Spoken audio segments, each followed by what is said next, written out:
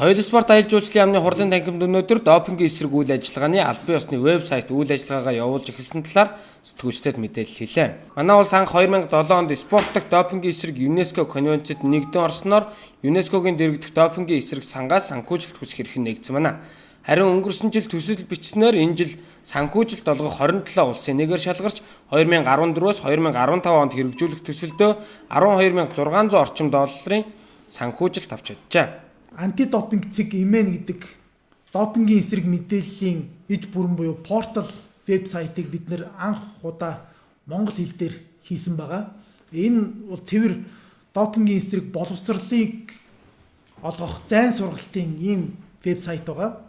Тэгэхээр энэ сургалт вебсайтыг хэн үзэх боломжтой вэ? Мэдээж хэрэг тамирчин, дасгалжуулагч, спортын холбоо зүтгэлтэн, спортын сэтгүүл сурвалжлагч, хэвлэл мэдээллийнхэн, спорт сонирхогчид, спортын эмч ер нь хүн болгон энэ сайтанд чөлөөтэй нэвтэрч допинг гэж юу вэ гэдгээс ахуулаад допингийн шинжилгээ авах процедур, допинг хэрэглэсэн тамирчинд хүлээлгэх хариуцлага, ямар журмаар яаж явдгийг, допинг хэрэглэсэн хүн хэрэглээд байвал ямар хор холбогдолтой юм.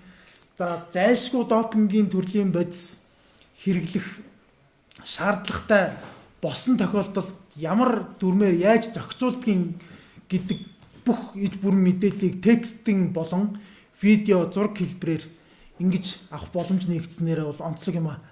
Гэхдээ энэ бүтээгдэхүүний маань хамгийн том онцлог нь бол Монголын спортын ертөнцийнхний тодруулах юм бол тамирчин, дасгалжуулагчдын хэлний бэрхшээлийг шийдсэнд энэ бүтээл юм байна. Ач холбогдол орж байгаа.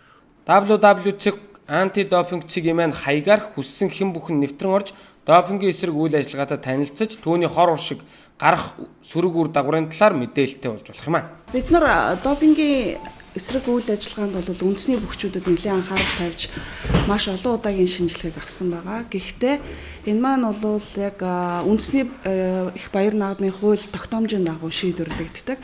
Тэгэхээр удахгүй бид нар энэ төслийн хүрээнд удирдах түвшин шийдвэрлэх төвшний хэмжээнд энэ допингийн эсрэг сургалтыг хийнэ.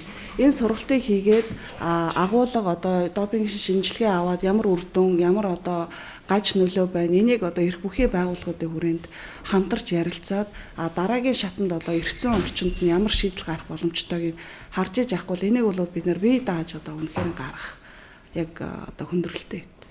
Монголын үндэсний олимпийн орооны спортын асуудал хариуцсан захирал тунгалаг үндэсний бүгчүүдийн допинг хэрэглэх асуудал болон тэдэнд хүлээлгэх хариуцлагын талаар ингэж ярьж байна.